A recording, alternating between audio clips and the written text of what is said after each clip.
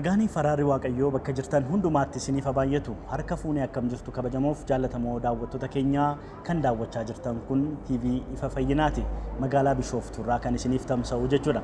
Egaan nus har'aa yaadannoo ayyaana dhalachuu fayyisaa keenya Gooftaa Yesuus Kiristoosiin kan bara 2014 sababeeffachuun egaa sagantaa addaa isiniif qopheessinee jirra. Sagantaan kun egaa faarfattoota buleeyyii namoonni hedduun ittiin qalbii jijjiirrachaa gara waaqayyootti deebi'aa akkasumas immoo fuula waaqayyoo barbaaddachaa turan faarfattoota itti baay'ee eebbifamaa turree isiniif qabannee jirra. Egaa faarfattoonni kun eenyu jechuun keessan hin hafu. Isaanis faarfattuu dammituu fi jireenyaadha. Egaa faarfattoonni kun jireenya keenya keessatti seenaa gurguddaa qabu. Har'a immoo maalirra jiru? Karoora isaanii fuulduraa maal fakkaata? Tajaajilli isaanii, faarfannaan isaanii durii sun maal fa'ilaata waan jedhu waan nu yaadachiisan qabu. Hamma xumura sagantaa keenyaatti nu waliin turtii gaarii. Baga yaadannoo dhalachuu fayyisaa keenya Gooftaa Yesuus Kiristoos kan bara 2014 nagaadhaan geessani. Ayyaanni kun ayyaana gaarii isiniif haa ta'u. Isaanii waliin wal barra. Tole baga nagaatiin dhuftan. Baga nagaan nu eeddanii. Baay'ee isin jaallannaa, baay'ee isin kabajnaa. Dhugaa baga jiraattan. Nuti toleera, baay'ee isin argachuu kootti baay'ee gammadeera. Waaqayyo isin haa eebbisu. Faarfannaa keessanitti baay'ee eebbifamneerra. Egaa isinis namoota dhaloonni kun irraanfatu tun ta'in dhaloota kana biratti namoota baay'ee jaallatamtanidha. Kabaja guddaa qabdu. Waldaa kiristaanaa keessatti seenaa guddaa qabdu. Kanaaf baay'ee isiniin boonna. Baga nagaan dhuftan. Baga nagaan nu eeddanii. Tole mee dura isinii wajjiniin wal barree daawwattoota keenya wajjiniin wal baraa of barsiisaa eenyu isaanii dammituuf jireenyaa yeroo jedhamu dammituuf jireenyaan akka maqaa mucaaf abbaatti kan waamamu biyya kana keessa baay'ee yoo hin beekamu maqaan keessan gargar ba'ee jechuudha. Maqaa dhuunfaatiin namni baay'ee isin hin beeku. Mee dammituuf jireenyaan eenyu? Dammituurraa eegalu moo jireenyaarraa eegalu? Dammituudha. Tole. Tole waaqayyoon abbaa keenya guddaa galateeffannaa. Carraa akka kanatti uumtanii saddoo kana nu laattaniif akka kanatti sanu gargaare waaqayyoon galateeffannaa. Isinis baay'ee eebbifamaa. Ani maqaan koo akkuma amma jedhame namoonni baay'een kan isaan ittiin nu beekanii yeroo bilbilli nu bilbilamus haa ta'u yeroo nama wajjin wal barsiifnus haa ta'u dammituu jireenyaa yookaan jireenyaa dammituu jedhu akkasitti nu beeku jechuudha. Adda addaan nu beekan. Kanaaf ani amma maqaan koo dammituu hambisaan jedhama. Iddoon itti dhaladhee guddadhee aanaa mana sibuu waldaa makkaan yesuus mandiima keessattan achuma keessattan guddadhee jechuudha. Magaalaa Mandii keessatti amma immoo jireenyaan lafan jiraadhu as Adaamaa magaalaa Adaamaatti gallee bara 2013 ji'a 6ffaa keessa magaalaa Adaamaatti gallee jirra. Kan nuti itti miseensummaa keenya guunnee jirru immoo waldaa Adaamaa Booleedha. Amma achi keessaa tajaajilaa jirra. Boolee makkaan yesuus achi keessaa tajaajilaa jirra jechuudha. Waaqayyo isin haa eebbisu. Baay'ee galatoomaa. Carraa kana nuu kennuu keessanitti baay'ee galatoomaa innaa waaqayyoon irraan nu ga'ee qixxa kanaan nu ga'e baay'ifnee guddifnee galateeffannaa. Waa'ee keenya ibsuuf akkuma isheen amma dubbattee dhuunfaatti maqaa yoo qabaanne illee amma ani jireenyaadha faarfataa jireenyaadha jedhee yoo namatti dubbadde namni dafee hin galu. Amma yeroo nama dubbisu dammituuf jireenyaan jedhama jedhee dubbisuutti amma sanatti yeroo nuun adeemnu jirra. Yeroo sana dafanii ma hubatu dafee galaaf jechuudha maqaan keenya. Akka kanatti beekamna. Ani iddoon dhaloota koo Callee Kusaayedha. Hojii wangeelaatiif abbaan koo naannoo Mandii waan deemanii fi achi deemne jechuudha. Egaa achitti immoo waaqayyoo yeroo isaaf guyyaa isaa eegee kun akka kanatti akka walii wajjiniin faarfannuuf immoo inni kun diteelii keessa gallinee booddee kan ibsinu yoo ta'e iyyuu amma garuu kan ittiin beekamnu haala kanaanii jechuudha. Haala kamiin? Ala abbaa manaa faadha manaadha. Maqaa faarfattootaatiinis walumaa wajjiniin akka kanatti beekamna jechuudha. Waaqayyo si haa eebbisu baay'ee namatti tola baay'ee ulfaadha. Tole egaa faarfannaadhaan namoonni kan isin beekanii egaa akkuma beekamu akka nuun amma kaasaa turre faarfattoota gurmuu mucooliirraa kaastanii faarfattanidha. Mee faarfannaan isiniif maali? Mee faarfannaa akkamittiin dhuftan isin lammaan keessaniyyuu garuma faarfannaa jedhamu kanatti akkamitti dhuftan laata? Gara faarfannaa kan nuun dhufne isa jalqabaa manuma keessaa hin faarfannaa turre nuun akka maatii kan kootiitti. Isheenis egaa dhuunfaa isheetti kan maatii isheetiitiin kaasuu hin dandeessi. Maatiima keessatti wanta ta'u kanatu immoo deebi'ee immoo gara waldaattis asii achi adeemee jechuudha. Durii namoonni tokko tokko kan na beekanii balbala mana keenyaa dura kiraaraan. Kiraaraan yeroo itti kiraaraan waldaatti hin tajaajille garuu kiraaraan mana biratti kiraara sanarraa immoo gara gitaaraatti. Bara dheeraa kan ittiin faarfanne bara jalqabaa sana irri guddeessisaa gitaaraa. Kun immoo mucoolii keessatti nuun gurmuuma tokko turre. Kanaaf dammituun. Waldaa mandii keessatti kan dhaabbate gurmuun mucoolii bara 1984 kan dhaabbate. Achuma keessatti yeroo gurmuun sun ijaarame kaasee immoo liiderii isaanii ta'ee gurmuun sun waldaa mandii keessatti kan ittiin beekamu gurmuu jireenyaa jedhama. Dammituunis immoo achuma keessa turte faarfannaa kan geessee barsiisus numa.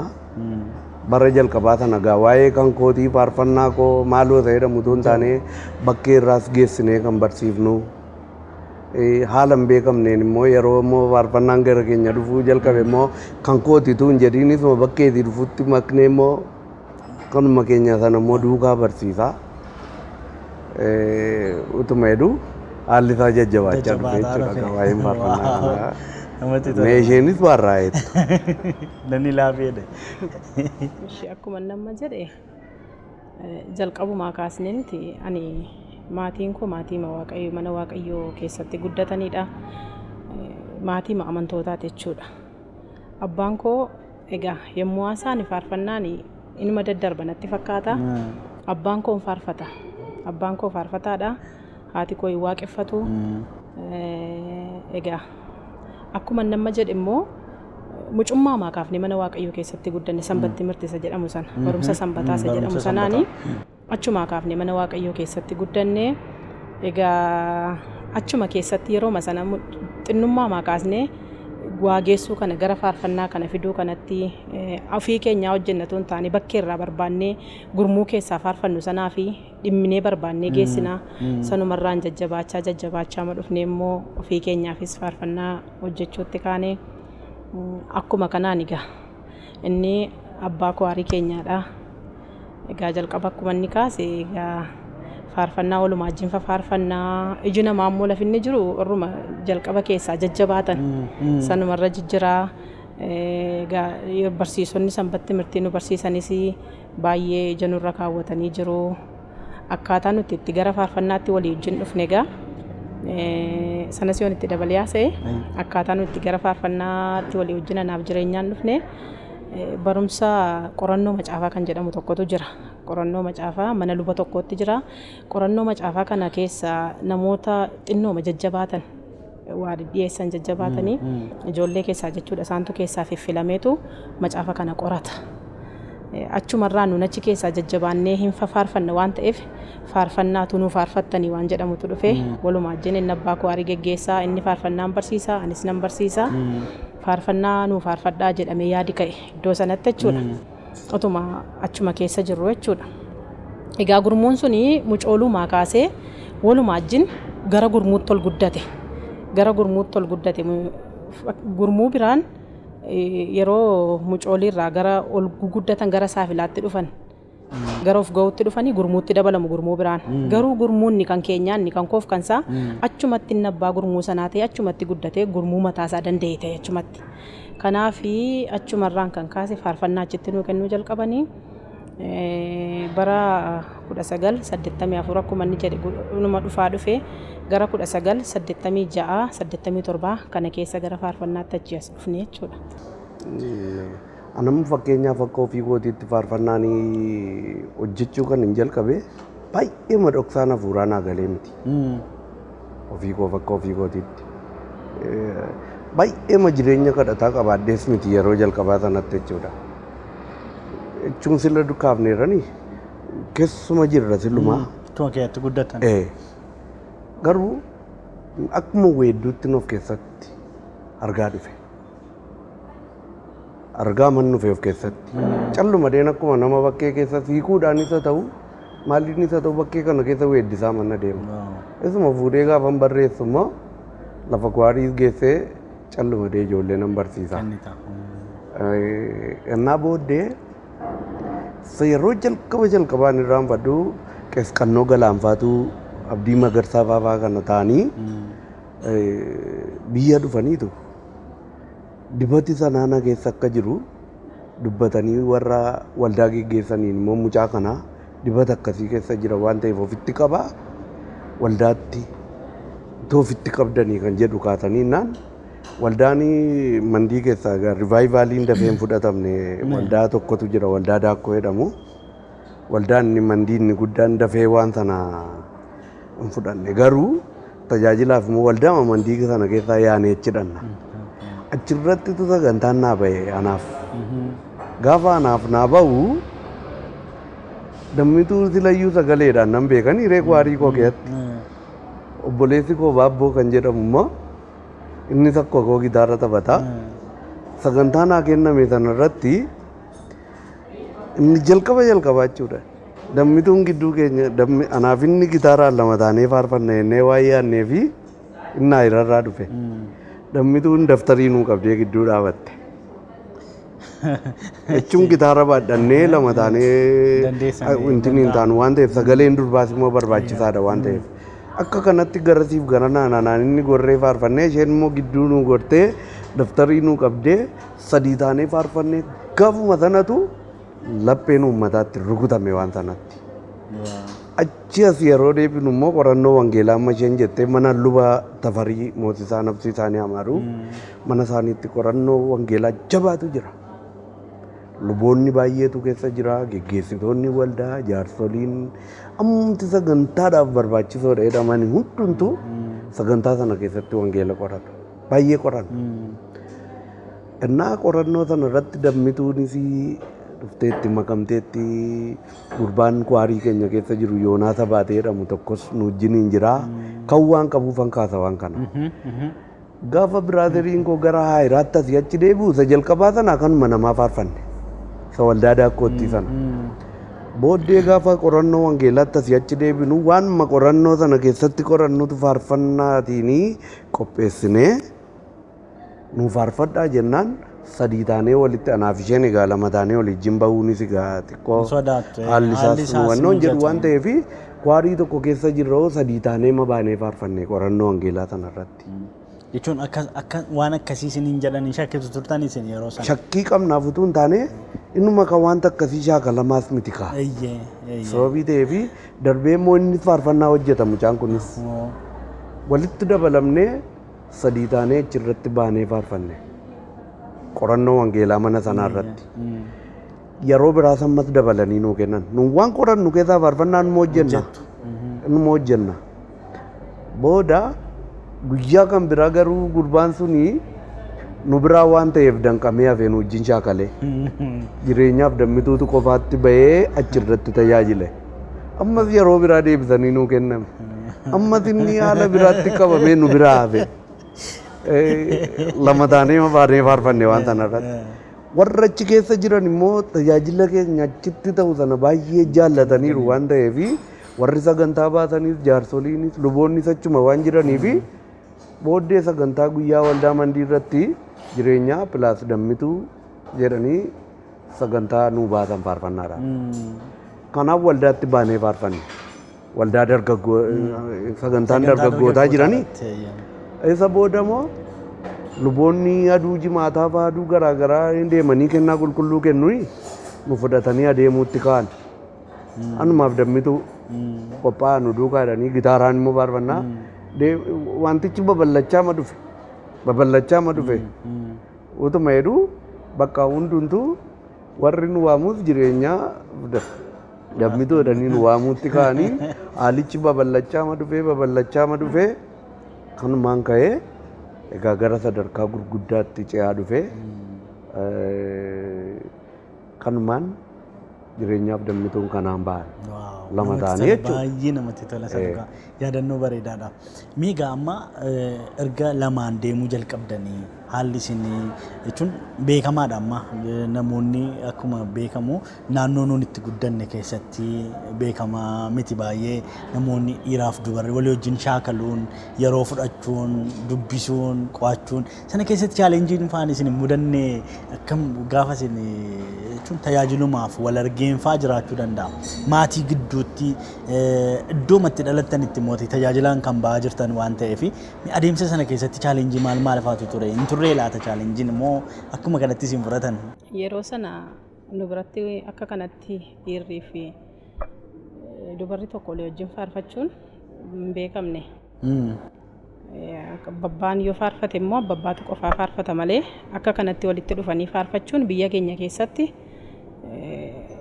numarraa waan jalqabeetti fakkaata. Baratamaas miti numarraa waan jalqabeedha. Egaa wanta baay'eetu jira. Namoonni ija fuuraa keessa taa'anii ilaalanii hin galaaf hin hubatu. Namootni akka biraatti ilaalan immoo wanti sun hin galuuf dhiisuu danda'a jechuudha. Egaa wallaansoo gurguddaa baay'eetu ture. Amma fakkeenyaaf ani jalqabumayyuu jechuudha. Egaa yoon irra daddarbaa ta'e jalqabaa ani baay'ee nan sodaadhayyuu baay'een sodaadhaa. Inni siistarii koo hangafa koo tokkotu jira. Isheen hin kadhatti sagantaa mandaraa waan jedhamutu jira. Sagantaa mandaraa sanaa ba'ee torbanitti tokko yookaan lamatu jira. Inni hin lallabaa hin faarfatasi. Isheen immoo hin kadhatti. Isaan tole ijjiin deema ture. Garuu baay'ee faarfannaa nan jaalladha. Faarfannaa kana yeroon hojjedhu nan dhossaniyyuu ture. Hin mul'isne dafee. Inni abbaa koo aarii waan ta'eef isa nan sodaadha. Qoodan isatti agarsiisan faarfannaa yeroo jalqaban faarfannaa barreessutti ka'e jechuudha. Mucaa manuun gurmuu tokko keessa inni sila maqaa dha'e Yoonaas mucaa jedhamu tokkotu jira. Qoodan isatti agarsiisu isatti nagarsiiseen kottuu faarfannaa kana ilaali jedheen isatti agarsiisa gaafa hojjedhu. Garuu nan hojjedhan jedhu isaan nan dhossa waan ta'eef isatti nagarsiisu. Kanaaf yeroo deemanii tajaajilanii hin dhufa inni akkuma sila jedhe immoo gitaara achiin kaawwadha jedhe gitaara fidee mana keenya kaawwata. Mana keenya keessaa hin waaqeffannaa faarfannaa waaqeffannaa. Egaa jalqaba ituman sodaadhu nani mucaasa sanaanii in hojjetti jedheetti inni faarfannaan hojjetti jedhe isatti mee jireenyaatti himnaan mee faarfannaa hojjettu jedheennaanani faarfannaa kana fuudheen itti agarsiisee bareedaadha jedhee. Egaa waluma jajjabeessinee maal jennee akkuma nama jedhe isa waliin faarfachuuf inni gidduutti hojiidha hojjetaadha waan ta'eef waa mudatee nu biraa hafee akka kanattiin akkaataan inni ittiin wal arginee shaakallu iddoo biraatti tuun taane manuma keenyatti gitaarrachi jira waan ta'eef mana keenya dhufaa faarfannaa haaraanis yoo jiraate faarfannaas bakkeerraa yoo jiraate achumatti shaakallaa. Inni mana keenyatti nuuni teenyee walii wajjin shaakallu badaa rakkoo guddaa hin qabu. Namoota birattis maatii birattis ilaalcha addaa waan ilaalamu hin qabu jechuudha. Yeroo sanagaa reefuma walii wajjin jalqabna waan ta'eef bakkee baanes kan nannu yookaan immoo naannoo waldaa mana keessatti shaakalantu jira waan ta'eef achi dhannees walii wajjin shaakallaa. Naannoo sanatti walii wajjin shaakallaa. Gurmuu keetti walii wajjin shaakallaa. Irra guddaa immoo mana keenya dhufaa mana keenya keessatti waaqeffannaan jira. Faarfannaan hin faarfatamaa hin kadhatamaa. Kanaaf egaa akkuma sila siin jedhe namoonni hafuurri qulqulluun galee fi dhoksaan hafuura qulqulluu galee fi garuma gaariirra fudhatu. Namoonni biraan immoo gara kan biraarra fudhachuu danda'u. Kanaaf chaalenjii qabaachuun barbaade wallaansoo qaba. Chaalenjii sana keessa immoo tarii akkamittiin darbitanii Rooti sana keessatti tarii waan isheerra mudatu ati waan kabar goote qabdaa ta'u itteema dhageesseema isheetti immoo hin himinaa bakka waan na bira dhagee kuni nama biraa bira sababni isaa akkuma isheen kaasaa turte abbaa hafuuraa taateeti yeroo sana gurmuu kan geggeessaa turte. Baay'ee walitti dhufuusa jalqabaa sana keessatti baay'ee danqaa guddaan argine. Sababiin isaa dhugaatti namoota nuun deemnee tajaajillu utuu hin taane irra guddeessa ollaa biratti kan inni xiqqoo ishee ulfaata. haalli keenya sababii deddeebii koo mana sanatti deddeebi'uu koo arganii fi ollaa isaanii gidduutti xiqqoo rakkoon baay'ee bahee mul'anne yoo ta'e iyyuu jira. Waan nuun jireenya kan biraa keessatti kufnee baay'ee waliin turree faarfachuun waliin turree kadhachuun wantoota adda addaa waan jirruu fi jechooti daddarbataman tokko jiru. Garuu maaderiin ishee baay'ee mabaanii mul'atanii waan hin jenne yoo ta'e nama kadhataati. Nama mul'ataati. Maaderiin dammi tokko. Kanaaf isaantu baay'ee nu hubatu. Deebii isaan namoota kanaaf kennaniif cimaadha.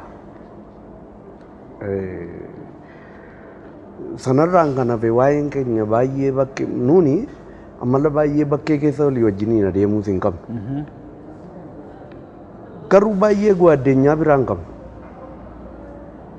Gwaddeenyaa biraa bakkee irraa hin qabnu. Anis hin argiin hin oolu isheen hin argiin hin ooltu mana hin naqiin hin oolu. Gitaarri kee achira kaa? Karaa ittiin namni nu gidduu haasa'uuf nu gidduu galus baay'ee hin jiru. Baay'ee waliin bakkee keessa deemuu immoo hin qabnu. Mana biratti yeroo arginu immoo barri suni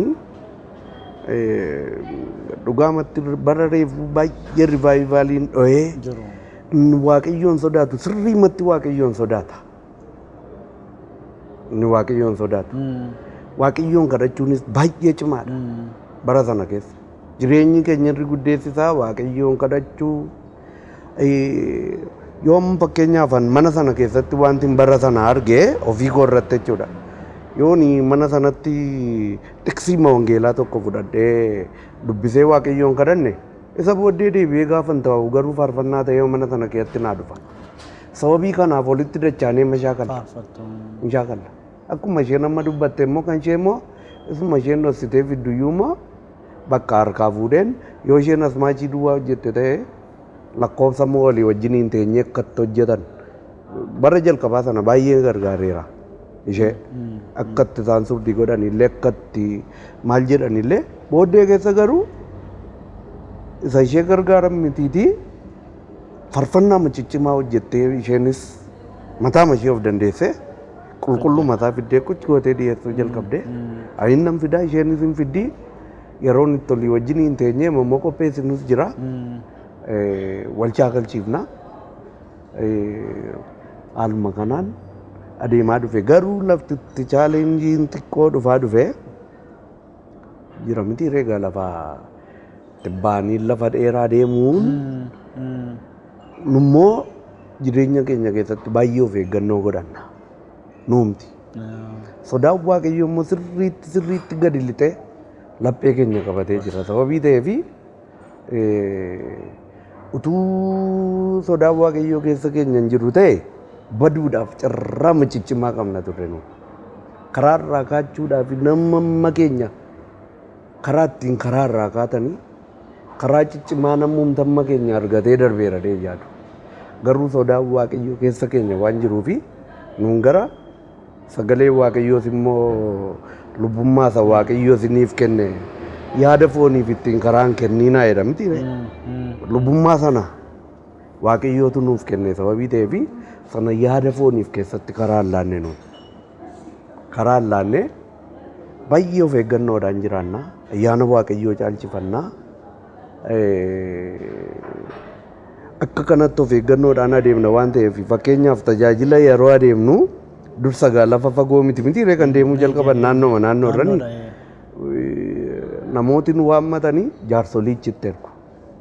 Xalaa ergatu. Jaarsolii matu dhufe nu fuudhee deebi'a miillaan deemuusa ta'uu barri sun gaarri guddeessisaa miillaan deemuudha. Jaarsoliitu dhufee manaatii waa'ee keenyaa fi waadaa seenee nu fuudhee deemaa jechuudha. Isaan duukaa deemnaa iddoo achi dhannuttis iddoo bultii keenyaattis haa ta'u iddoo tajaajila keenyaattis isaantu eeggannoo nuuf godhaa jechuudha. Achitti immoo isaantu immoo deebisee fidee nu gashas. Amma naannoo irratti tajaajilli turetti jechuudha. Sinoodosiin immoo gaafa nu fuudhee adeemuu jalqabe immoo warri sinoodosii bara sana egaa waa'ee tajaajila bara sanaa dubbachuu fi akka irraa kana miti amma tajaajilli bara sanaa tajaajilaanis isuma jiru akkuma birkiitti ilaalama malee baay'inasi hin qabu waan ta'eef isaantu dhufee konkolaataadhaan nama fuudhee lafa barbaachisutti nama geessaa isaan duukaa deemnaa isaantu nama galcha. Akka kanatti baay'ee isaa olii wajjiniin adeemne lafa dhedheeraa immoo inni gaariisa booddee anaaf ishee gidduutti baay'ee meela egaa ayyaanuma waaqayyo nuuf kenneen haa ta'u ani hin beeku isa karaa akkasiitiin lolli namoota gidduutti chaalenjiin namoota garaagaraa gidduu ture baay'ee karaa sanaatiin nu gidduutti mul'anne maaltu ture utuu akkas ta'e kan jedhutu illee dhufaa deeme malee baay'ee isaa jarri kun gara akkasiitti dhufanii akkas ta'e fedhuudha yaadi baay'inaan yaada namootaa keessaa gaafa nuun baanee tokkotti dhufanii yaada sana turre baay'ee kan jiru yaada sanaadha malee sababni isaa karaa ittiin baay'ee arganii maqaa namatti maxxansanii karaa tokko abbaa matoo fi qopheessa karaa akkasii akka malee adeemu akka malee ta'uudhaanii akka namni nama argee iddoo malee nama argee akka namni waan tokko jedhuu fi karaa kan saaqu abbaadhumarra guddeessa jechuudha. Immoo iddoon ol argee keenyaa maatii biraa sodaa waan hin qabnee fi nama fuuraa jechuun immoo maatii isaanii gidduutti immoo iddooma guddaa waan qabuu fi iddoon hin dhoowwanne manni sun waan ta'eef maal hojii iddoo biraa dhanna shaakalaafis maaliifis yoo tajaajilaa malee. Kanaaf baay'ee gama sanaan baay'ee chaalenjii guddaan argina. Waaqayyo sina eebbisu baay'ee namatti tola. Tole gaan ammas gaafa garuma sana hin baane faarfattoonni amma yeroo ammaa kana tarii gurmuudhaan yookiis immoo garteedhaan nama kan biraa of duukaa kaasanii of duukaa guddisanii gara faarfannaatti fiduu aadaan akkasii kun hin jiru baay'ee dhugaama isaa dubbachuu fi kan tures muraasa amma immoo hin jiru ijooti. Baay'inaan hin argamu wantoonni akkasii. Wantoonni akkasii hojjetamuu dadhabuun isaanii tarii bu'aan isin kaleessaa argitan walijjiniin dhufanii tokkummaan ta'anii faarfannaa jiru isaan surdi godhanii hojii miidhagaa ta'e erga qabeessa ta'e dubbii sagalee waaqayyoon kan ijaarame kana dhiyeessuu irratti tarii waa'ee faarfannaa kaleessaa far'aa kana gidduu garaagarummaan jira jettanii yaaddu. Garaagarummaan jiru immoo maal fakkaata? Utuu akkam ta'e immoo gaariidha jettanii yaaddu. Tarii muuxannoo keessan kaleessaa irraa. Olii wajjiniin waa hojjechuun gaariidha. Olii wajjiniin hojjechuun walitti dhufanii waa walitti agarsiisanii hojjechuun nama guddisa. Fakkeenyaaf amman jalqaba gaafan jalqabe jechuudha nan sodaadhe. Mul'isuuma faarfannaa man hojjedhe sanayyuu baasee argisiisuuf sodaatu keessa koo jira. Garuu gaafan isatti agarsiisutti ka'ee innis lafa dogoggora kootii natti mee lafa waanan sirreeffachuu malu natti mee akkan sirreeffadhu taasisee utuma wajjina deemnu utuma nitti agarsiisuun gargaarsa jalaa ba'e jechuudha. Gara of danda'ee isanni natti mee sanarra caalaa gara of danda'ee ofii kun hojjechuuttan dhufe of danda'ee jechuudha. Hojjedheen gara dhiyeessuutti dhufe jechuudha.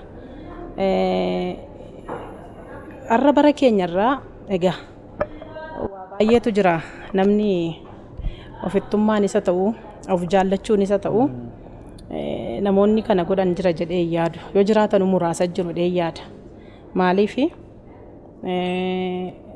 yookaan carraan akka sanaa argamuu dhiisuu danda'a walitti dhufanii hojjechuu yookaan immoo akkuma nama jedhee namni yoo waa qofaa hojjete jaallata bara keenya kan badaa walitti yoo dhufee tokkummaa uumee waa hojjechuun barbaadu.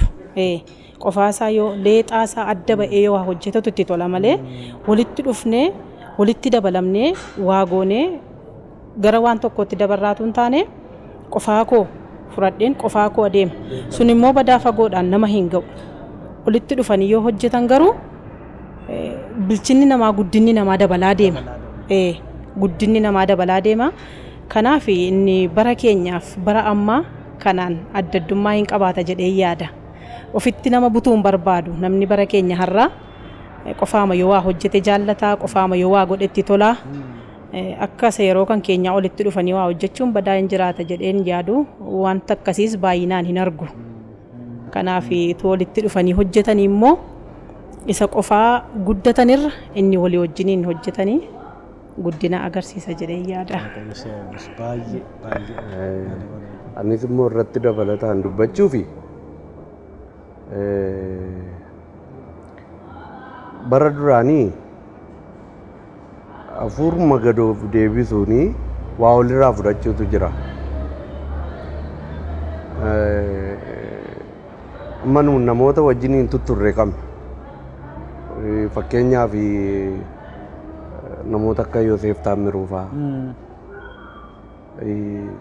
Akkuma kennaa qabnutti ol barbaannee walii wajjiniin dhokannee illee haa ta'u soomaaf sagadaanis haa ta'u maaliinis haa ta'u walii wajjiniin waaqayyoon kadhachuun yoo waan tokko argine immoo walii wajjiniin ilaallee wanta sana sirreessuuttis wal harkaa fudhannaan wal simannaan namaa guddaadha. Booddee keessa garuu anamman duruu namatti waa himuu nan jaalladha. Arras immoo waa argeen nanniisatu hin taane garuu yoo ta'e iyyuu callumadanii abbaan of hin kennu yoo ta'e waan namaatti illi ture dhimma malee illixan. Anoon fakkeenyaaf gaafa hin taa'ee waa dhaggeeffadhu gama faarfannaa fa'aatiin waan jiru. Hin taa'een isaan surdi godha jedhee yaadeetu hin taane waan dhaggeeffadhu keessaan garuu anuma dhufa natti. Gaafa natti dhufu immoo waan sana egaa bira darbuu hin danda'u nan dubbadha. Nama baay'ee waan gaafachuu jaallatu keessaati hambaa wal jirra. Hambaa baay'ee yeroo wangeela bahee lallabus haa ta'u yeroo waan garaa garaa fi namni waa nama hin sirriitti waa namatti jireenyaa dhadhee yoo utuu hin jiruu lallabee ta'ee faarfate ta'e maaltu ture natti miidha. Anis innos waan hin argee itti nan hima boriif hin sirreessinaa jechuudha.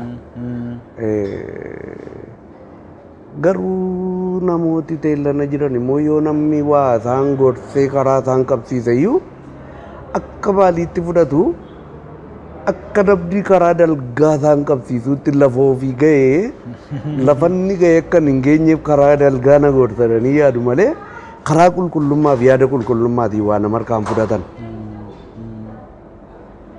Sababii kanaaf karaan ittiin itti manis hin jiru. Darbee immoo duramma faarfannaatti jechuudha. Kaasetiitti hojjechuun iyyuu bara keenya keessa isaan surdiitti dhiyaate malee hin hojjetamu. Istuudiyoodha kan iyyuu fakkeenyaaf warrumti akka beekamaa malkaamuu fa'aa isaan surdii godhan malee isaati callumadanii waan jiru kana walitti taranii man hojjeta. Maal jechuu barbaadde kana yeroo hedduu isa jedhamu. Wanta tokko tokko fuudhanii sirreessuu hin jiru. Amma garuu amma fakkeenyaaf warri kaasetiitti waraabbatus haa ta'u haalli garaa garaas yoo iddoo tokko wanta akkasii quunnamee iddoo kan biraa dhaqa malee isaati wanta sana gattaa'ee akka inni sirraa'uu fi hin barbaadu. Akka wanta namni sun nama sana gadi qabuu barbaadeetti fudhata sababii ta'eef waa namarraa qajeelfama fudhachuun hin jiru jechuudha. Kanaafitu haalli isaa garri isaa wallaalamee namni baay'een cal jedhe malee isaati namni waa sirreessuu danda'u dhibee miti. Bara keenya keessa immoo suni jira. Yaaduma hafuuruma gaariitiin waa walirraa fudhachuu wanti suni bara duraanii sana keessa tureera. Kan koo waan jedhamu jira amma. Kan koo waan jedhamu jira sababii ta'eef waan hojjetu iyyuu namni wal dhosuu waldhoosuutu jira sababii ta'eef haala akkasii waan jiruuf. Biyyoota akkam ta'e gaariidha. Kun dogoggora jenneeranii amma ammatu walitti dhufanii utuu waan hojjetamu bilcheessanii sababni isaa kan nuun hojjennu mootummaa tokkoof hojjenna mootummaa waaqayyootiif hojjenna amma ta'etti maal ta'a yoo walitti dhufeenyaan utuu kun ta'e waan jettan waan isin utuu carraa akkasii argadhee kanan godhaa kanan sirreessaa kanatu akkas ta'a waan jettan qabdu laata. Tarii amma bara keenya har'aa kana waa baay'ee kaasneerra namni waliin gurmuun hojjechuurra qofaa filata isa jedhamu kaafneerra. Gara furmaataatti dhufuuf yoo jenne namoonni har'a jiran Waaqayyoo bara keenya irraa kan akka barurraamin dur tajaajiltoonni faarfattoonni muraasa bara keenya jechuudha. Har'a Waaqayyoo fagalatu faarfattoota baay'eetu jira. Lallabdoota baay'eetu jira. Hojii wangeelaa kan hojjetan walumaa gala baay'eetu jiru. Utuu walirraa dhaga'anii gaarii natti fakkaata. Namni tokko itti dhaga'amee ta'uu afurri Waaqayyoo keessa isaa bushiyaa ta'uu walitti dhufanii hangafootarraa utuu dhaga'anii akkuma walirra jiranitti jechuudha. Akkuma walirra jiranitti utuu waa walitti himanii wal dhageessifatanii gaarii natti fakkaataan jedhaan akka kootti maaliif qofaa hojjechuurra qofaa adeemuurra waliin ta'anii yoo deeman mul'ati namaan guddata. Hin ballatas hin guddatas. Sadarkaa tokkorraa ga'a. Kanaaf qofaarra inni walitti dhufanii hojjetan sun namootaan akkas jenna nun waanuma keessa isaanii jiru dhugaa keessa isaanii jiru tokko tunnusin walitti dubbatanii gaarii fakkaata. Dhugaa keessa jiru tarii inni naaf gale jireenyaaf galuu dhiisuu danda'a waan ta'eef gaafa waa walirratti arginu sodaa malee baafne yoo waa walitti dubbanne sun guddina. Sun karaatti wal deebisuu karaa walitti agarsiisuudha. Sodaannee dhiisuutu hin taane waan arginu tokko dogoggora waan nutti fakkaate tokko cabsine yoo walitti himne tarii namni suni sirrachuu danda'a, deebi'uu danda'a. Nama waan ta'eef namni immoo hin dogoggora, namni immoo irraa kaata. Kanaaf utuu dhugaan dhoksin dhugaa jiru tokko namni wal sodaachuurra walaba ta'e dhugaa jiru tokko harrayyuu utuu walitti hime waa baay'een sirra taa'ee yaada. Wanti nuyi dogoggora jennee lafa keenyu baay'eensaa sirrachuu danda'a namni dhugaadhaan itti waa walitti himeetu waliin sodaatin dhugaarra dhaabatee dhugaa jiru yoo walitti hime namni sirrachuu danda'a isa jedhamu yaada. Waaqayyo si haa eebbisu. Anis immoo itti dabalataan gochuu fi dubbii kana namni lafuma jirutti jechuudha. Lafuma jirutti waan kana qajeelchuu danda'a. Yogiddi hanga fagoo jedhee lafa fagootti nama barbaacha deematu hin taane fakkeenyaaf faarfannaan tokko akkamittiin saansurdi ta'a. Faarfannaan tokko bibilikaalii sagalee Waaqayyoo wajjin nama ol qabatee adeema. Maaliif faarfannaani qoqa ofiin sagalee Waaqayyoo lallabuudha sababii ta'eef sagalee Waaqayyoo wangeelaa wajjiniin macaafa qulqulluu wajjiniin amma ol qabata ergaan koo isa jedhuufi nama waa'ee sagalee Waaqayyoo gadi fageenyaan beeku naannoo isaatti argannaan waan qopheesse kana dubbiin kun ammam sagalee Waaqayyoo wajjiniin adeema isa jedhamu ilaalchifachuu hin danda'a. Inni lammaffaan giraamerii afaaniiti. Afaan Oromooti yoo ta'e akka afaan Oromootti amma fakkeenyaa fi jedhee utuu naataa jiru isa jedhee immoo yoon dubbadde waan tokkicha keessatti isaan yoon jedhee amma wanti kun ol duukaan adeemaare. Kanaaf isa jedhee jalqabe yoo ta'e wantoota akkasii kun akka giraamerii afaanitti waan sana gochaa jirrutti giraamerii afaanii nama beeku wajjiniin waan sana ilaaluu hin danda'a. Inni sadaffaan muuziqaadha. Muuziqaa wajjiniin immoo wanti kun ol qabatee amma adeemaa wanti jedhamu ilaalamuu waan qabuu fi waan kana sadaniin qulqulleeffatee qoqasaa sirreeffatee jennaan gama faarfannaatiin kan jiru jechuudha. Sirrachuu hin danda'a sababii ta'eef amma nuun gaafa teenyeeyyuu nama dhaggeeffannu waan kana sadan keessatti yookiin dubbiima sanatu sagalee Waaqayyoo wajjiniin ol liita. Yookiin immoo giraamerii afaanii isaatu sirrii miti. Yookiin immoo haala muuziqaa wajjiniin akka inni itti adeemutu sirrii miti jechuudha.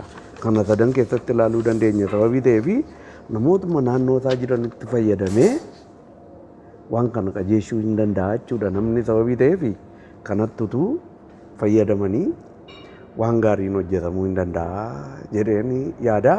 Darbee immoo akka durdurii utuu naannoo jirutti wanti dhimma waan kana gatta'anii ilaalu utuu jiraateeti callu badee wanti jiru akkuma jira gaafa qamaa inni amma akkoo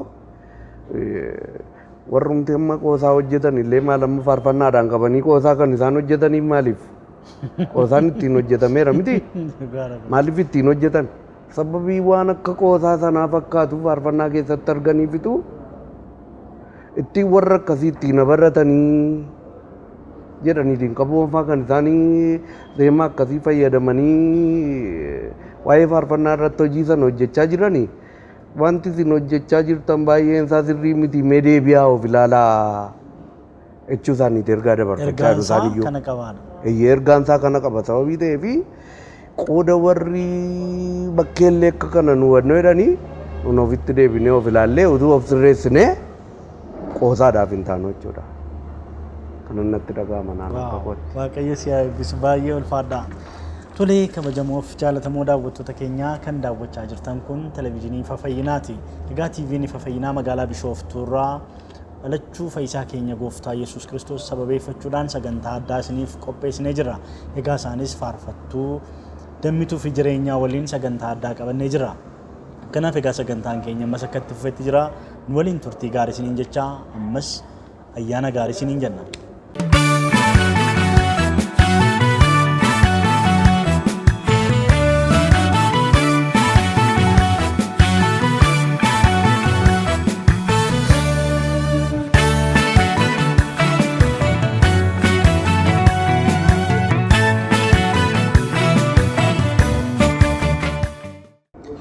Tolegaan yaada babbareedaa yaada gurguddaadha kan isinirraa argachaa jirru. Akkuma beekamu faarfannaan isa ta'u hojiimti wangeelaa hojii namni baay'ee hawwee chaalenjiin qabu edee itti adeemu miti. Waamicha immoo inni waame filateennaan inni waamame dhaquun amma sana ulfaatu. Kanaaf namoonni baay'een amma waamichicha argachuuf inni kaan keessaa fiigaa inni kaan immoo gara sanatti fiigaa. Isa gooftaa Yesuus Kiristoos simbirroonni mannee qabu ilmi lafatti mataasaa hirkifatu hin qabu. Sakaaniin kottuedha sakaaniin immoo deemii jechuudha. Namoonni hin dhufanis namoonni deemanis jiru. Chaalenjiin gama sanarra jiru salphaa ta'uudhaa yoo baate iyyuu namoonni akkaataa isaanitti amananii akkaataa isaanitti barbaadanii dhufan sanaanii baay'ee adeemuudhaa yoo dadhaban iyyuu hojiin Waaqayyoo hojjetamuun isaa hin hafne chaalenjiin jira jechuudha. Namoonni sana keessatti gatii gurguddaa baasanii dhiibbaa hedduun irra ga'anii dhufan jiru. Namoonni immoo akkuma salphaatti firaan isa ta'u hiriyyaan isa ta'u wantoota garaagaraatiin iddoo sana argatanii immoo carraa sana keessa mootuun turin immoo dafanii deemanis jira. Sana keessatti egaa wantoonni nuun amma kaasaa turre kun hojichi gadi bu'uusaa kwaalitiin isaa gadi bu'uusaa kontentiin achi keessa jiru yookiis meeseejii ergaan achi keessa jiru sun gadi bu'uusaa kan fide wantoota akkasiiti. Sababni isaa namoonni suni waamichaan utuu hin ta'in kadhatamanii yookiis immoo walitti dhufeenyaan sababa iddoo sana argatanii fi akkaataa isaan itti qabatanii akkaataa isaan iddoo kennanii fi akka sana ta'a. Mee garaagarummaan achi gidduu jiru. Isiniin immoo hamma kana mana Waaqayyoo keessa kan isin turse akkasiin wantoota kana ilaalaa har'a geessan kan isin godhe. Mee isa kana irratti maal jettu isin maaltu jira mootii? Akkaataa waamicha keessanii egaa jettaniittu mucoolirraa kaasee Waaqayyoo mana isaa keessatti isin guddiseera. Suni dhiibbaa uume qabaa laata kaleessa gadda achi keessatti guddachuun keessan har'aaf waan isin irratti uume qabaa dhiibbaa akkamii uume laata isa jedhu irratti waa haasofnu laata? Isa kanarratti wanti nuun jechuu barbaannu tajaajilli kun dhaabbatanii namatti dubbachuu fi taa'anii argamuu keessatti garaagarummaa guddaatu jira.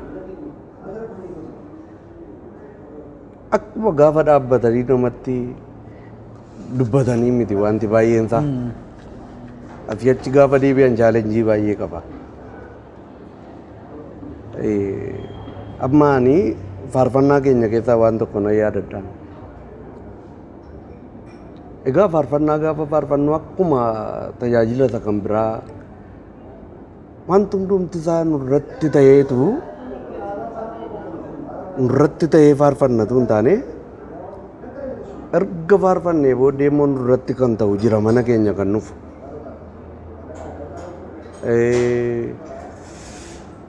sababii ta'eef faarfannaa keenya keessaa na yaadadha kanan jedhu kaasetiitti warra hojjetaman keessaa miti. Akkas jedhama jechisaa. Abuutu irraa adda nan baasu jaalallee koo. Beelatu irraa adda nan baasu jaalallee koo. Quufis irraa adda nan baasu. Jibbamuun irraa adda nan baasu. Du'i irraa adda nan baasu. Jennee faarfannaa nuun faarfannu tokkotu jira. Rakkinni isaa eessa ga'ee dhufa?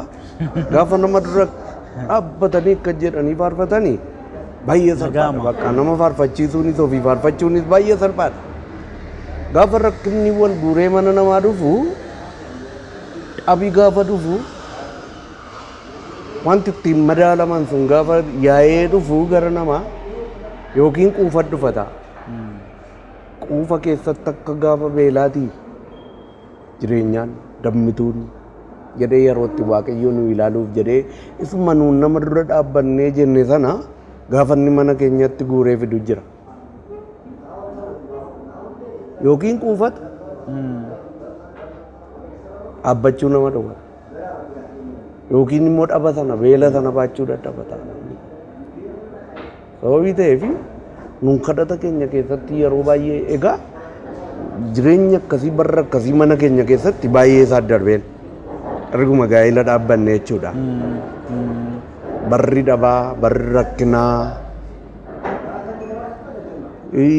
yeroon quufaas dhufeera, yeroon beelaas dhufeera, yeroon argachuus, yeroon nabuus hundumti isaayyuu dhufeera nurratti ol jijjiireera jedhee yaada. Baroota dabarsinee dhufne kana keessatti dhufeera hundumti isaa.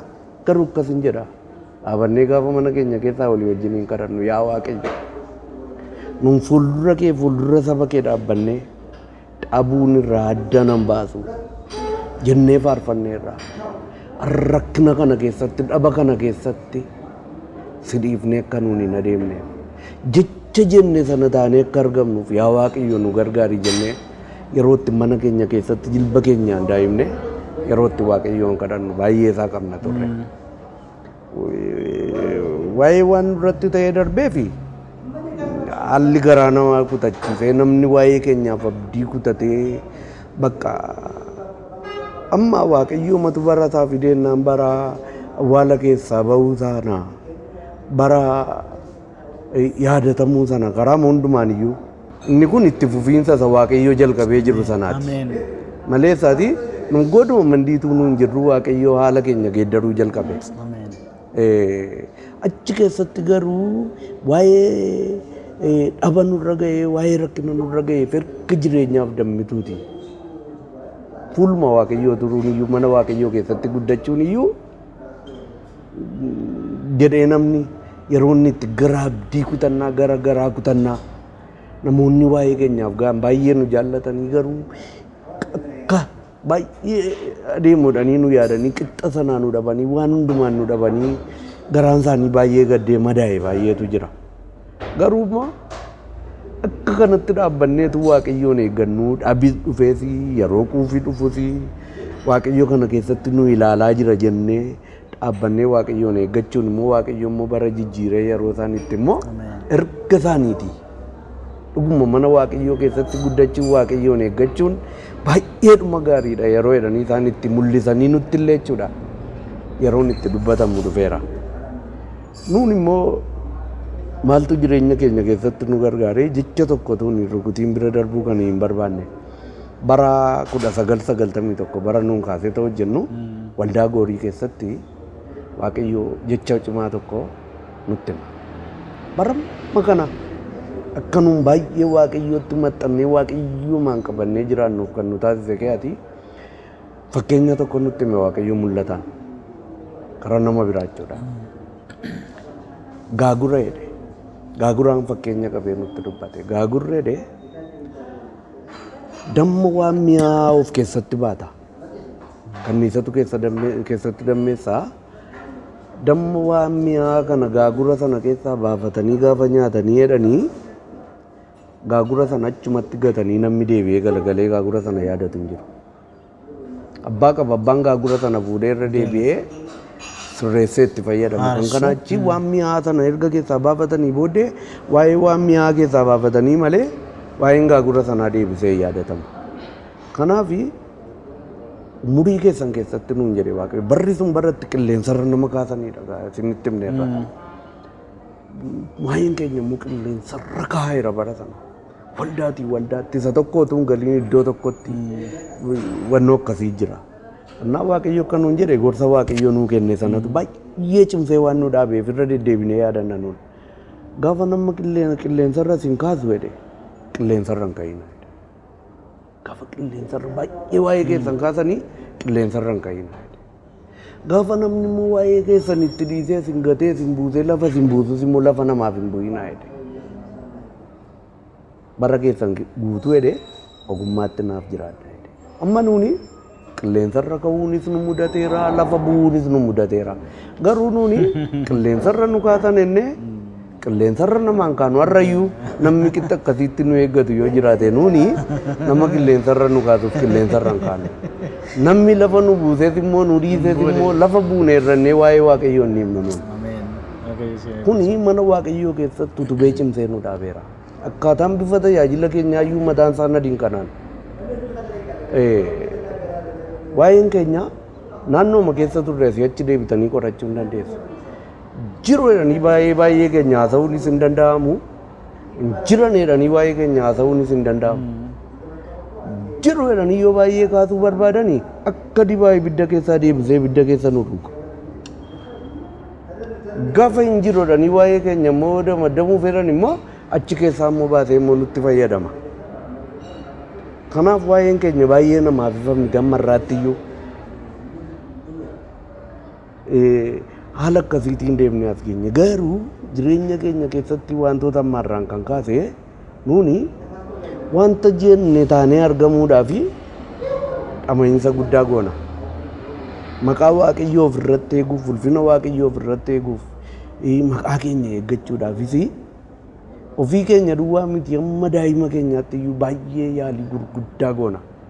Yaalii gurguddaa goona sababii ta'eef namni Waaqayyummaan tajaajiluu jechuun dhaabatanii tajaajiluu duwwaatu hin taane lamma jecha duwwaadhaan nama barsiifnee asii achi deebinee jireenyi hin jiru yoo ta'e yeroo asii achi deebine sagalee keenyaan nama barsiifnee jechaan nama barsiifnee deebinee immoo adeemsa keenyaan immoo namoota warra amansiifne warra barsiifne sana gansiisuutti nu geessaa jechuudha. Kanaaf iyyuu nama Waaqayyoo ta'uun of eeggannoo gurguddaa barbaada. Of eeggannoo cimaa barbaada. Shaakalli nuun jireenya keenya keessatti qabnu inni guddaan isa kanaa jechuudha. Kanaaf iyyuu waan baay'ee baachuu qaba. Waan baay'ee dabarsuu qaba. Waan baay'ee hobsuu qaba jechuudha nama Waaqayyoo ta'uun.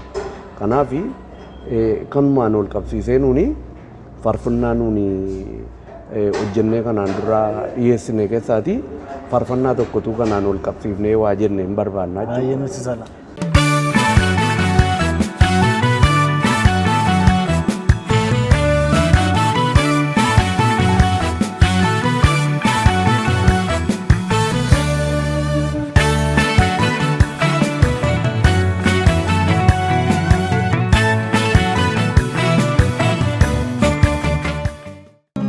Waaqayyo ta'uu keenya mul'isuuf waan baay'ee obsaan baannee ergaan keenya maqaa gade kan hin godhanneef eeggannaa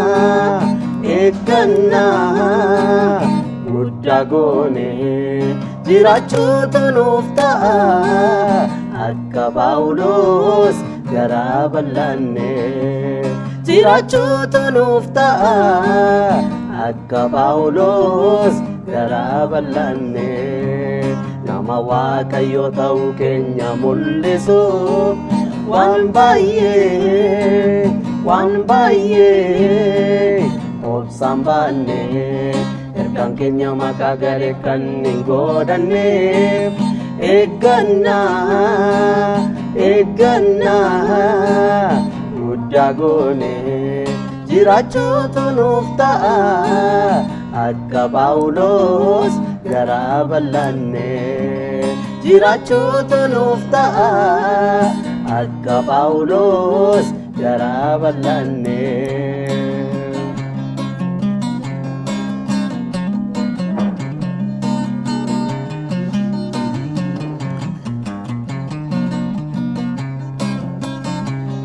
Amanuutti dhufundaa gaariidhaan moone warra nu jibbaan jaalala mul'ifne.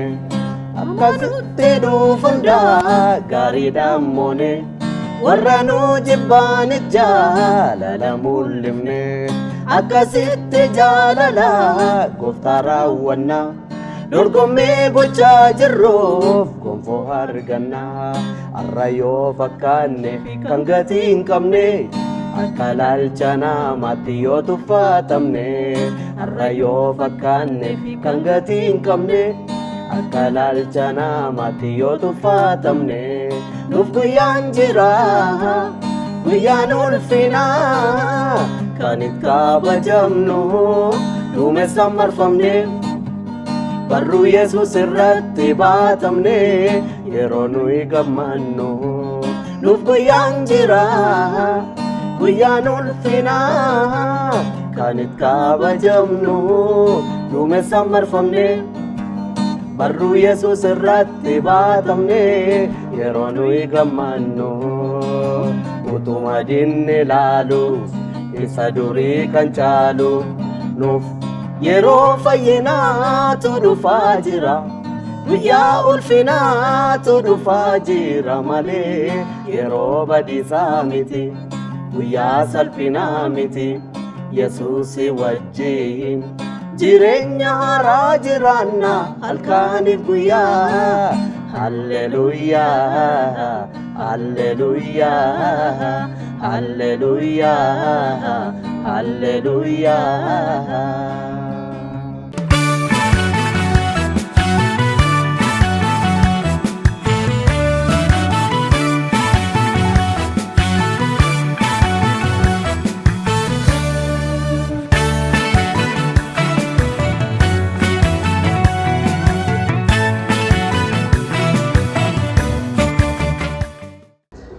Egaa faarfannaa humna qabu akkas akkasiitu ture.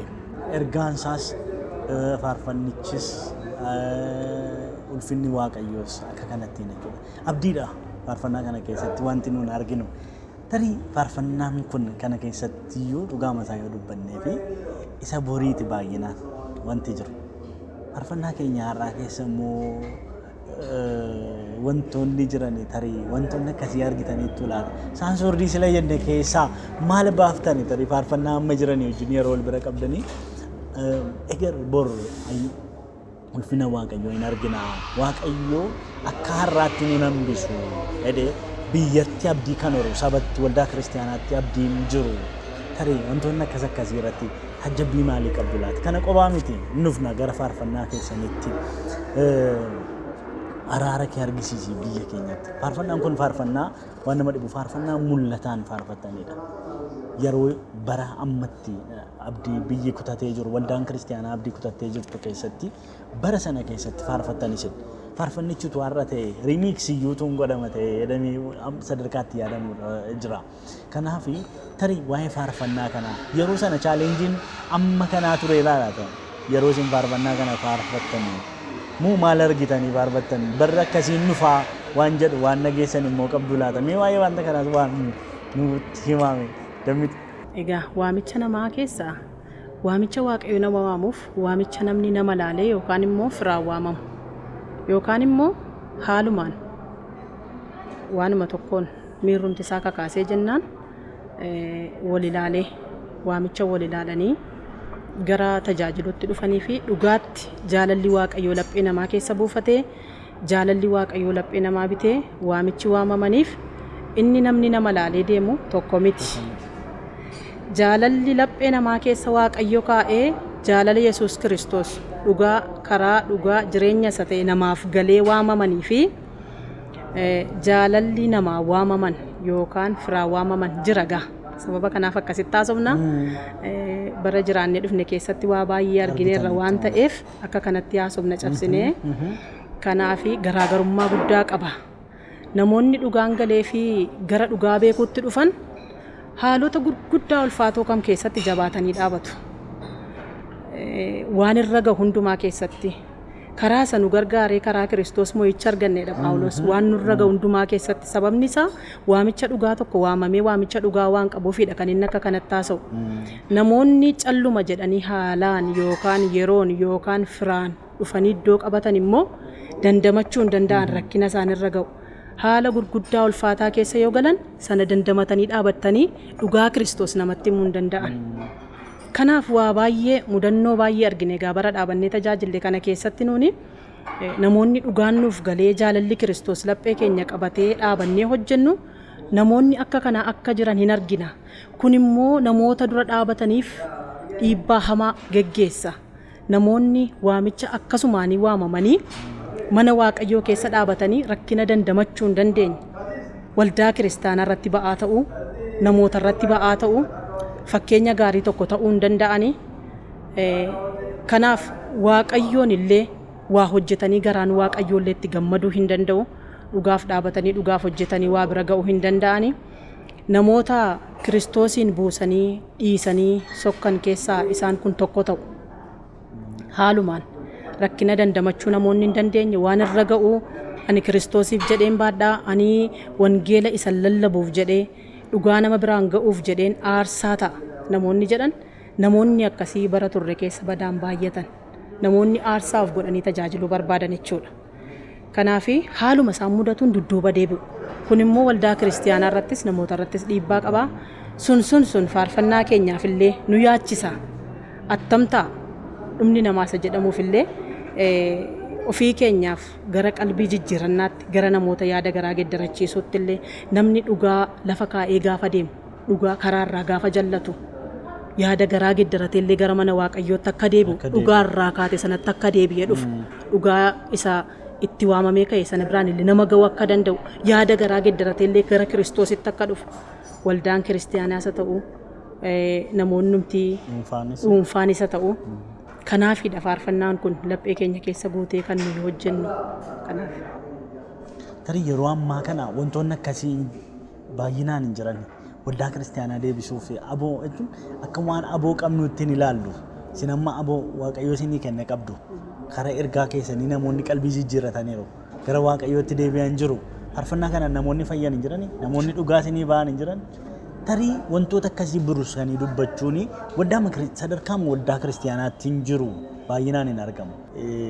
Wantoonni akkasii amma immoo hojjetamaa hin jiran. Biyyi keenya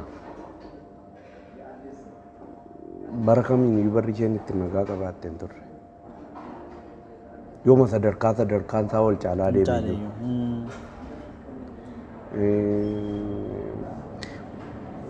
Wanti iji namaa laalee rifatus bara kam keessa iyyuu tureeras amma irraattis jira boris inni bahu.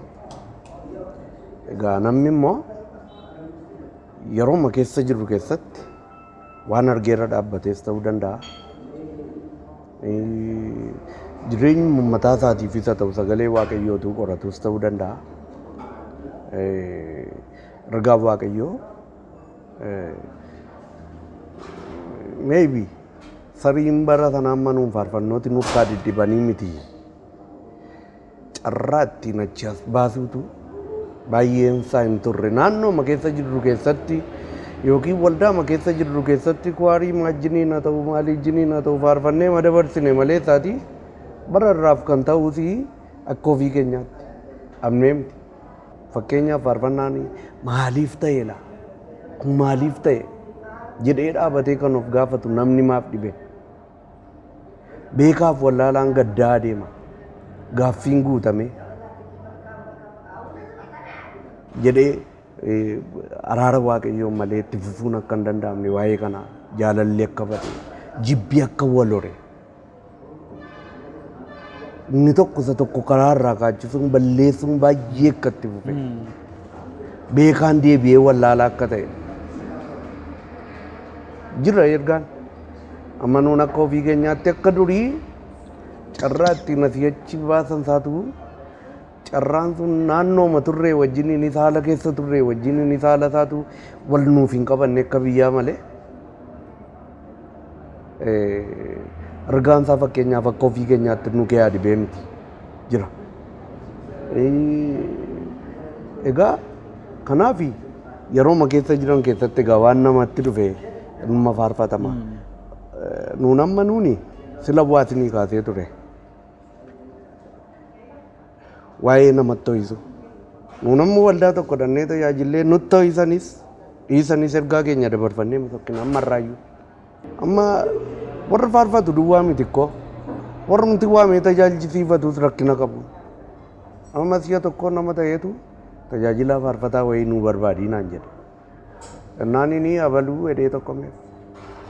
Attam dargaggoota kana immoo ni kakaasaa naan jedhe. Sagalee Waaqayyoo waan barbaadamu hunda barsaa ergaan karaa isaa hin darbaatu hin taane dargaggoota kana hin ho'isaa. Hin kakaasaa kan jedhamu waa'ee itti ho'isuuti inni bara si'ana.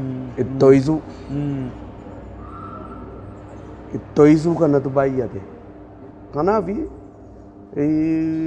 yooma dhaqan iyyuu namooti tokko tokko wanti isaan nama gorsuu barbaadanii maal akkasuma gootu kan jedhamutti abbaanii akkaataa waamicha isaaf akkaataa isa keessa jirutti waa dabarfannaa dhiisee wannoon akkasiif jirachuudha. Kara waldaas dhiibbaan jira. Kara warra faarfatuus rakkinni jira. Baay'een isaa gara waaqarraa gara Waaqayyoo nama ni ilaalchisu. Yeroo sanaaf itti ho'isanii darbu yeroo sanaaf dafqi namarra citee isa booddee waan tokko wanti keessaa fudhatanii ba'an kan hin jirre yeroo itti ta'utu baay'ata. Akkuma sana immoo erga bishaataaf gadi fagoo baay'ee irratti yaadamuu qabu immoo kan immoo keessa isaanii jirus immoo jiru har'as hin jiranii miti jiru sababii ta'eef garuu hundumtuu qalbii erga diddiiranne booddee fayyinni jira moo hin jiru? Qalbii diddiirannaa booddee waan baay'eetu jira. Tu qalbii nama diddiirachiisuun gara Waaqayyoo nama ilaalchisuun jiraate. Qalbii diddiirannaa sana booddee waan baay'eetu jira. Waan baay'ee of keessatti baata sababii ta'eef maaliif amma biyya keenya keessatti waa'ee isa karaa lolaa duwwaa miti. Lola duwwaa miti.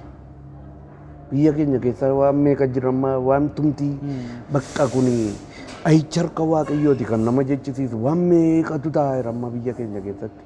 Inni lolaa waan tokko. Karaa bifa lolaatiin qabatee namni du'uuni akka malee miidhamuuni dhiiga akka malee dhangala'u sana argaa irra. Sana duwwaa miti. Masmara sana sun hin jirre immoo yookiin beela jira.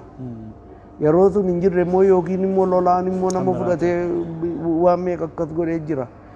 Lafa inni tokko hin jirretti iyyuu isa kan biraa jira sababii ta'eef dhahicha harka Waaqayyoo hin argina jechuudha. Kanaaf yeroon kun yerootti wacan iyyuu hin taane yerootti biyyi wal ga'ee dura Waaqayyootti kufuun ta'u akka ta'utti nutti dhaga'ama sababii ta'eef nuun carraa argannee isteejii kamirra yoo dhaabbanne carraa argannutti maa carraa marsaa tokkitti faarfannaa tokkitti faarfattu maa nuun hin jedhin. Carraa argannetti nuun egaa jechuun ammoo hojjechuun nurra jiru hamma gochuun nurra jiru goona malee isa kan biraa silas bakka bu'uu hin dandeenyuun carraa arganne keessatti nuun garuu namni nu haa jejjuus nu haa tuffatus ol nu haa kaasus gad nu haa buusus nu waan keessa keenya jiru silas carraa akka kanatti karaa adda addaatiin dubbachuu baay'ee kana wajjiniin egaa carraa isaa ammaatti qabaachaa iyyuu hin turre carraa argannutti garuu waddaa magaalinne keessatti sanuma goonee baana nuun. Akka ofii keenyaatti jechuudha. Warri kaanis immoo utuu kan sana godhanis jiru utuu itti makanii haala akkasiitiin irratti yaadanii waan bishaataa namootaaf dhiyeessanii jijjiiramni dhufaa deema sababii ta'eef haala akkasiitu ta'e gaariidha. Waaqayyo sana eebbisu baay'ee namatti maatti dabaltu qabda. Carraa kanatti fayyadamee ani namoonni gochaa jiran jiru. Waldooleen kiristiyaanaa amma namoota araarri Waaqayyo akkuma jirutti ta'e jira araarri Waaqayyo hin jiru miti. Garuu amma haala biyyi keenya keessatti kufee jiru rakkina biyyi keenya keessatti kufee jiruuf carraa kanatti fayyadameen waldoolee kamiyyuu ta'an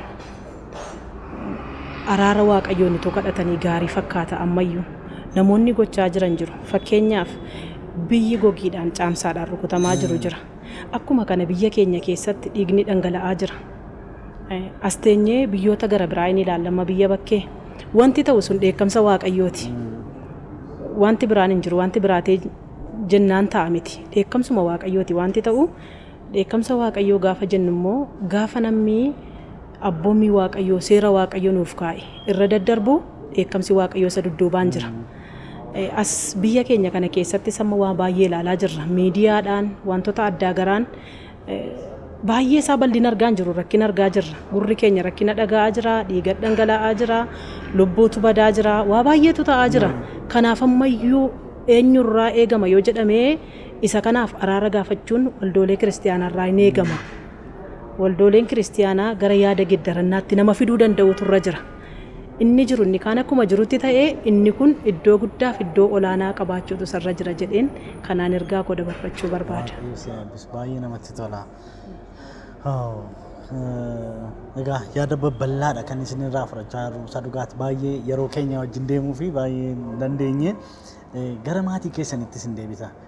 Isin egaa akka sila nuu kaastani hiriyyummaadhaan waluma wajjin barumsa mucooliirraa barumsa sanbataarraa amma gara maatiitti dhuftaniitu maatiidha isin. Maatii keessanii wajjin wal nu barsiisaa ijoollee wajjin wal nu barsiisaa eenyu isin abbaa obbo jireenyaa abbaa eenyu jedhamu faarfataa jireenyaa tarii yoo mallee maqaa wallaalanii abbaa waluu jedhanii illee waamanii. Nuni waaqayyo ijoolleedhaan nu eebbise ijoollee lama qabna. Nangafaa dhiira kakuu jedhama kakuu jireenyaa. Kakuu jireenyaa waaw. Jennee waamna. Isheen lammaffaa immoo mucaa durbaati. Isheen immoo daawwii jireenyaa jedhamti. Ijoollee kana lamaan qabna. Isaan kana fakkeenyaaf kakuu isa jedhamu kana maaliif kakuu jedhanii isa jedhamuufi ijoollee keenya kakuun kuni kakuu qaba. Malee dhabnee kakuudhaan arganneetu hin taane garaa keessatu jiru waa'ee isaatiif wanti waaqayyo waa'ee keenya irra darbe waa'ee jireenyaaf dammituu irra darbe waa'ee dhala jireenyaaf dammituu godhachuuf jedhanii waan dubbate qaba waaqayyo garaa keessatu mucaan kun jiru.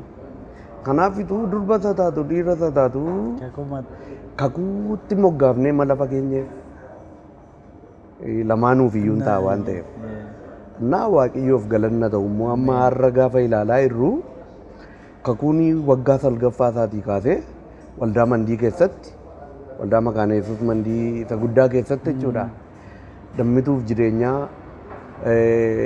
tajaajila paagumee keessatti guyyaa shananuyyuu waldaan mandii baay'ee tajaajila konfereensii irra caalu tajaajila guddaa laatti achirratti jireenyaaf dammituuf faarfannaa gaafa isaan kennanii kakuun jireenyaa wajjiniin walitti dabalamee jireenyaan gitaaraa kakuun immoo kiiboordii akka kanatti walii wajjiniin baanee tajaajila walii wajjiniin laachuu erga jalqabne kakuun har'a waggaa 16ffaa fixee 17ffaa jalqabatee keessa jira. Erga bara sanaa kaasnee bifa kanaan walii wajjiniin tajaajilaa dhufne amma immoo baay'ee masaayyuu bakka ofii masaatiin dhuunfatee isin faarfannaa ma faarfadhaa. Baay'ee gara gitaara rukutuu kanatti mee ati dhiisii mee ati faarfannaa ma faarfadhu gara naan jechuutti adeeme amma immoo innumti na gorsee irra guddeetta ta'an amma dhaabadde amma si'a kaanii meeshaa duukaa tasii achi wannoo jechaa maa jechaa ta'an jedhu iyyuu dhiise yoo barbaade manni liid gitaariidhaanis nama gitaara kiiboordii isa gargaaru qopheeffate kiiboordiif liid gitaarii isin taphatan manni isaanis nu gargaara gaafa barbaadu immoo kiiboordii qofaadhaan nu gargaara. Kakuun tajaajila keenyatti achi as makamee duriyyuu maatiidha. Amma immoo maatiin keenya gara sanatti achi as dhufeera jechuudha. Ishee sanas waaqayyoo gaafa umuriin ishee qabu numachi as nutti dabala jennee abdii qabna. Mana keenya keessattis waaqeffannas haala kanaatiin jirra. Ijoollee keenya wajjin waliin barsiisuuf kana haalli ittiin jiraannu immoo haalli ittiin jiraannus kaasuun barbaachisaadha. Erga kanatti illee nuun durumaayyuu yeroo mana barumsaa jirus taanaan jechuudha. Dheebuun keessa koo jirus waa'ee hojjetaa mootummaa ta'ee qacaramuuf dheebuu isaan qabu. Hojjetaa waldaa ta'ee qacaramuufis dheebuu isaan qabu. Amma irraattis kanuma. Ani maalin barbaada jireenyi nuun dabarsinee dhufne sanumaa dhala. Durbara jalqabaa manuma kaasetaa qabna. Erga hojiin kaasetaa immoo kan hundumtuu waa'ee miimoorii filaashii maalitti geeddaaramaa dhufee hojiin kaasetii immoo walii gaduun kuruma immoo ani leenjii meeshaa muuziqaa seminarii maqaan Yesuus lixee waggaa 3 baradheen bahee ergasii immoo leenjii meeshaa muuziqaa laaddaan.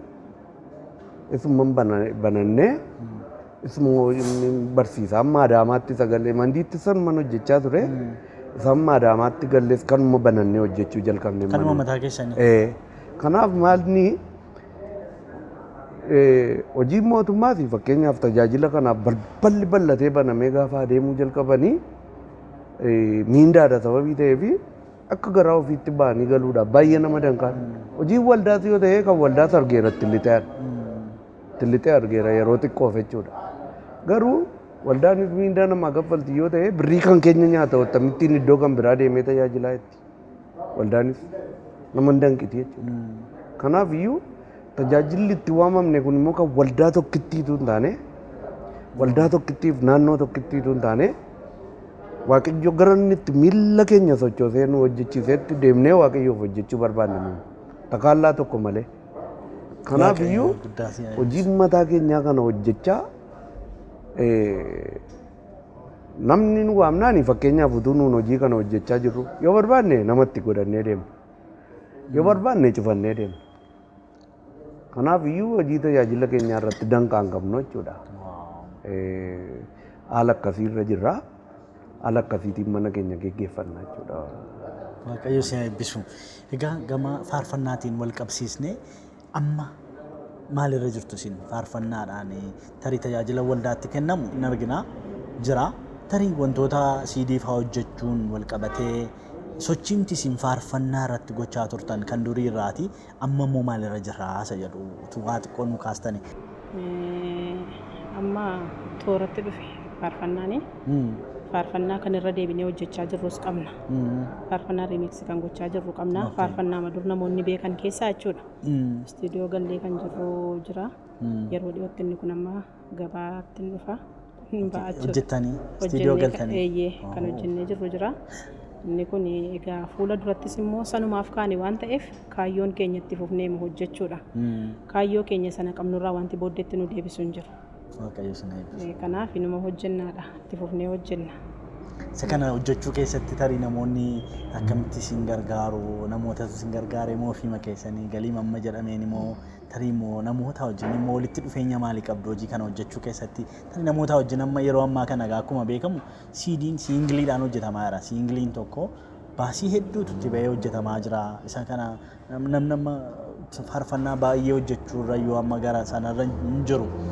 Isin amma akkamitti karoora akkamii qabdu isa kana fa'aa irratti hojjechuudhaaf namoota wajjin hojjechaa jirtu moo qofaama keessan akka kanatti dadhabaa jirtu isa kanaaf immoo isin ga'eeraa laata?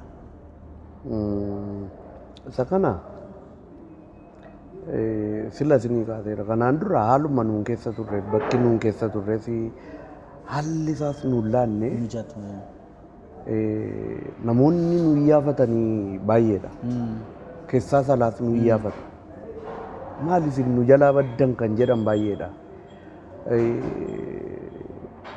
Alaagaa barri durii bara duraanii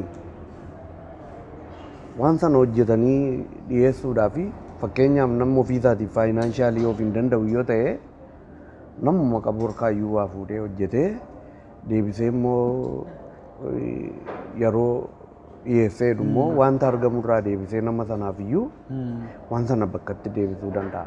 Barra teellanaa keessa immoo kun hin turre.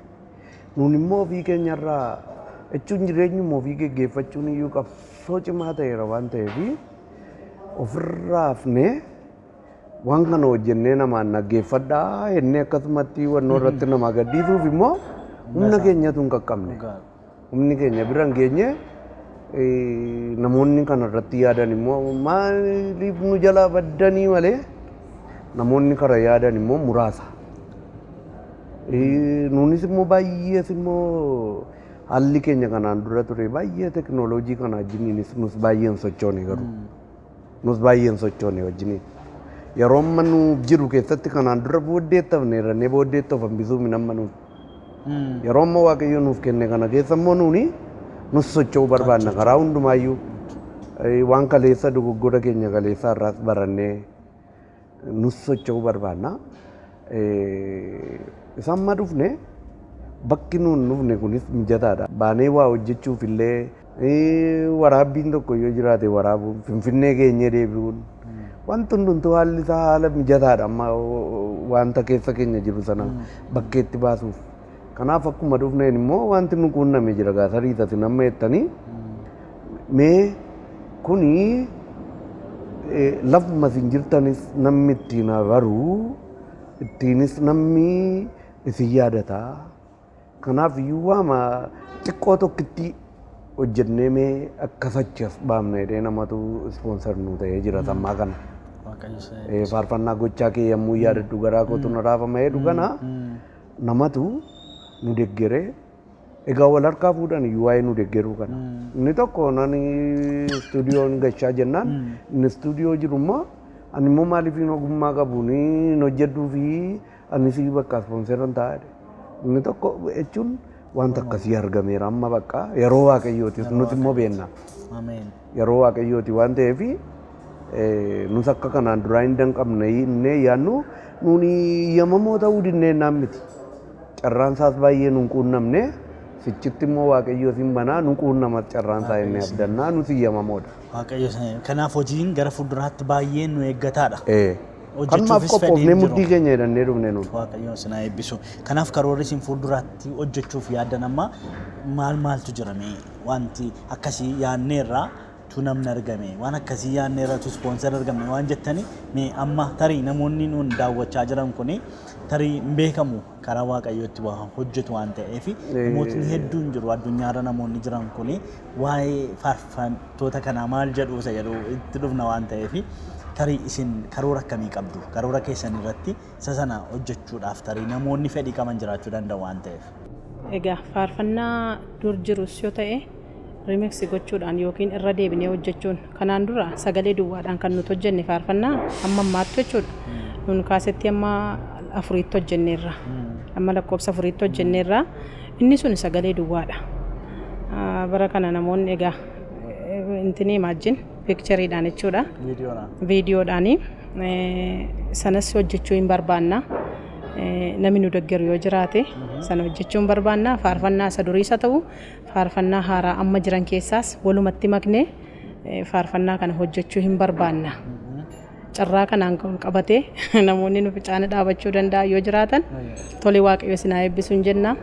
Namoonni nu gargaaruu danda'a yoo jiraatan carraa kana illaannaa fi kanumaan qabatne jechuudha.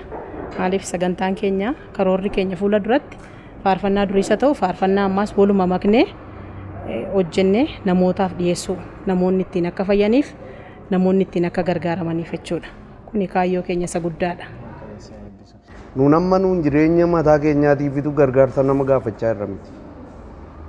Jireenya mana keenyaa nu gargaara jireenya jiraachuu dadhabnee jennee haala biizinesiitiin namoota waa gaafachaa jirratu hin taane isa kanaaf akka nama kamii tokkoyyuu hojjennee numa bulla. Hojjennee numa bulla. Garuu milkaa'ina sagalee waaqayyoo kun iddoo barbaachisu haa ga'u jedhee namni nu deggeree nu wajjiniin hojjechuu barbaaduuf immoo nus harka keenya bal'ifneen siman. Kana caalaa haasaa baay'ee babal'isuus hin barbaadu. Waaqayyo eebbifame ulfaadhu. Egaan walumaa gala tarii tajaajila keessan keessatti lafa dheeraa waliin deemtaniitu bu'aa bahii hedduu waliin dabarsitaniitu mudannoo isin baay'een irraanfannu jettanii kan lamaan keessanii keessaa mee gabaabsaa mannuu kennaame mudannoo qabdu laata mudannoo akkamiitu immoo jira tarii tajaajilaaf baatanii wantoonni yeroodhaan ga'uu dadhabuun waan hin irraanfanne jechuudha. Isa gara jalqabaa biratti bira darbine mudannoon nu mudate anaaf dammituun xinnoo ishee akka waliin hin taaneef bara jalqabaa keessatti nu mudate tokkotu jira. Faarfannaa akkaataa ka'umsa keenyaatti lasinitti himne. Garuu tajaajila yeroo waamamnutu iddoo tokko tokkotti gara jalqabaa tana jala. waldaa matti yeroo xalaa ergatanii obboleettiin keenya dammituun nuuf faarfattu jireenyaan meeshaa gitaara namni namaaf taphachuutu beekamaadha sababii ta'eef waa'ee walii wajjiniitu hin taane anaan akka nama meeshaa namaa taphatu muuziqeessaa duwwaatti fudhatanii yeroon itti ilaalchisuun immoo anaan immoo keessa kooti immoo yeroon itti nuuni waluma wajjiniin malee isaati waan hojjennuttis waan kamittis dammituunis qofaa ishee waan isheen hubannoo taate anis qofaa waan itti abalu faarfattuudha abalu faarfataadha jedhamee qofaatti waan adeemsisan utuu hin taane waluma faana waan hojjennuudha. Haalli sun yeroo murtaa'aa ta'ee fi danqaan nutti humee kaanii waldaa keessa geenyeeyyuu waldaa tokko keessatti keessumaan irraanfadhu waldaa sana keessa Eliyaas Bantiitu ture gaafa sana ka carraa ta'ee dhufe. Obboleettiin keenya dammituun kaatee nuuf faarfatti jedhanii jechuun si'a baay'ee faarfatu beeksisu mitiire. Ani immoo maaltu natti dhaga'ama amma yeroo akkasiitti jechuun ka'ee duukaa dhaabbadhee faarfachuudhaa fi keessatti amilee namaadha wantichi. Hon jedhamee immoo waan godhamees immoo jira yeroo tokko tokko haalota keenya gargar intinii gochuufis innaa Eliyaas Bantii immoo diteeyil baay'ee nu wajjiniin jiraatee waa'ee keenya waan beekuu fi achas dhufa keenya waan beekuu fi haayii kun dogoggora. Ndaa'u maalli jiru akkas malee akkam miti jedhee waldaa sana hubachiisee indaganaa dhiifama nu gaafatanii amantoota duratti yeroon itti sirreessanii walii wajjiniin faarfannee fa'aa kun fa'aa nu mudateera jechuu barbaadeeni. Ishee ani mudannoo tokkoon qaba. Baruma jalqabaa sanaadha. Waldaa Kiingaa iddoo jedhamudha. Waldaalee baadiyyaa keessa jiran keessaa jechuudha. Dhaabannee faarfannaa. Faarfannaa utuu dhaabannee faarfannu faarfannaa isa jalqabaa finnee faarfannaa isa lammaffaa lakkoobsa dhumaarra faarfachaa jirra gara xumuraatti finneerra jechuudha.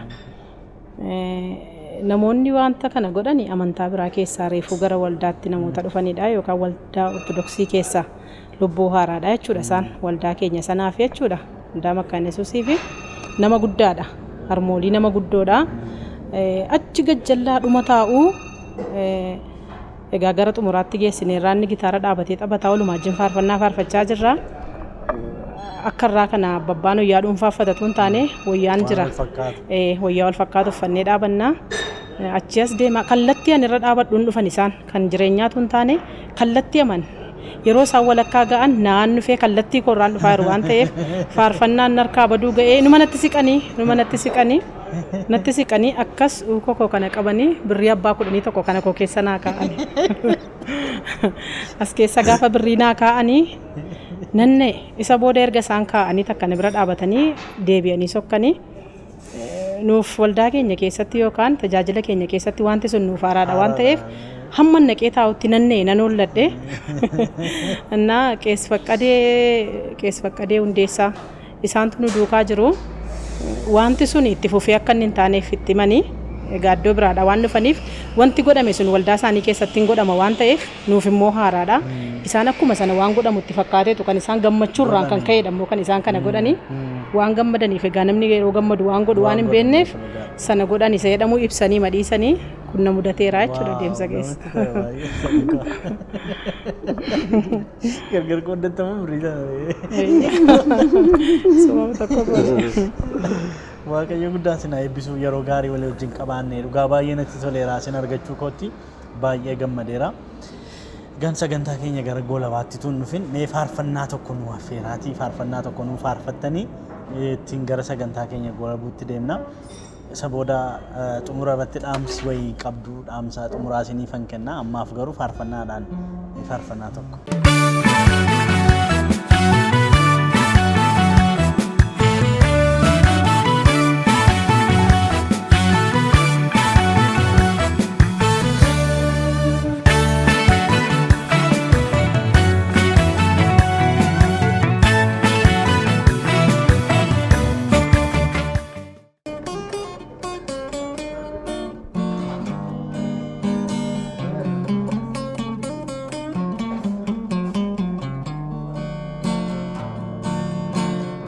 jaalalliif amaanamummaan waaqayyoon beekuun waan badeef garaan namoota jabaate dide. Jaalalliif amaanamummaan waaqayyoon beekuun waan badeef garaan namoota jabaate dide. Kanaaf kakatanii haaluun dhiiga dhangalaasuun ajjeesanii dhoksuun lafarra guuteera. Kanaaf kakatanii haaluun dhiiga dhangalaasuun ajjeesanii dhoksuun lafarra guuteera. Waaqayyoo araara kee malee jiraachuun dadhabameera. Waaqayyoo araara kee malee jiraachuun dadhabameera. Nutti araarami, nutti araarami, nutti araarami, nutti araarami. Yesus fannoo kee jalatti kufne araara si kadhanna. Fannoo kee jalatti kufne araara si kadhanna. Araara kee argisiisi biyya keenyatti. Araara kee argisiisi saba keenyatti. Araara kee argisiisi biyya keenyatti. Araara kee argisiisi saba keenyatti. Yesus fannoo kee jalatti kufne araara si kadhanna. Fannoo kee jalatti kufne araara si kadhanna. Araara kee argisiisi biyya keenyatti. Araara kee argisiisi saba keenyatti. Araara kee argisiisi biyya keenyatti. Araara kee argisiisi saba keenyatti.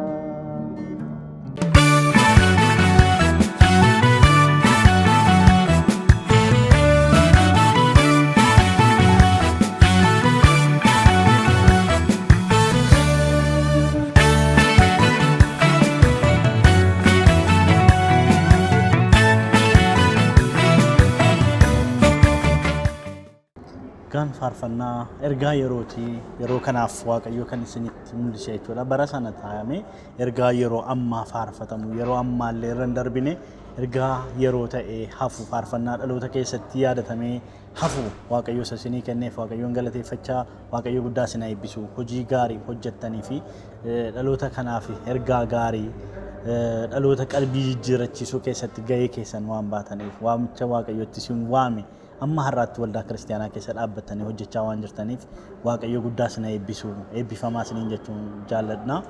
Gaan kabajamoof jaallatamoo daawwattoota keenya ergaa isaan nuu dabarsanitti guddaa akka gammaddaniif itti eebbifamtan abdii guddaa qabna.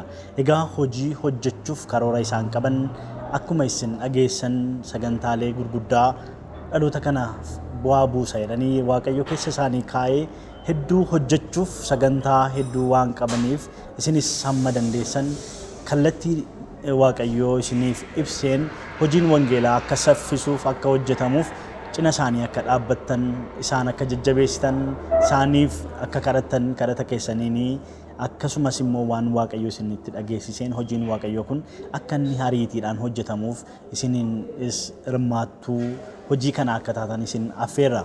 Egaan sagantaa kana yeroo qopheessinus gammachuu guddaadhaan waaqayyo nu gargaaree jalqaba hamma xumuraatti isa nu gargaaree waaqayyoon galateeffachaa egaan sagantaa addaa yaadannoo dhaloota fayyisaa keenya gooftaa Yesuus Kiristoosiin sababeeffachuudhaan egaa dammituu fi jireenyaa affeerree sagantaa ayyaanaa kana isaan waliin qopheessine isaanis akka kanattiin turtii yeroo isaanii kennanii nu waliin gochuu isaaniif maqaa keessaniin guddisee isaan galateeffachaa waaqayyo baraaf jireenya keessan eebbisu jecha isinis hamma xumura sagantaa keenyaatti nu waliin turtanii sagantaa kanarraa waan qooddattaniif waaqayyo guddaa baraaf jireenya keessan eebbisu jecha sagantaa kana qopheessuun kan isiniif dhiyeessee ani Hambisaa Gurumoo akkasumas ogeessota kaameeraa keenyaa Dirribaa Shifarraa Fayyisaa Fiixee akkasumas immoo ogeessa sagalee Solomoon Baqqalaa waliin ta'uun sagantaan kun akkasitti miidhagee akkasin bira ga'uuf kallattii hundumaan waaqayyo isa nu gargaare galateeffachaa isinis ammayyoo wana kanaatti waliin waan turtaniif waaqayyo baraaf jireenya keessan eebbisu.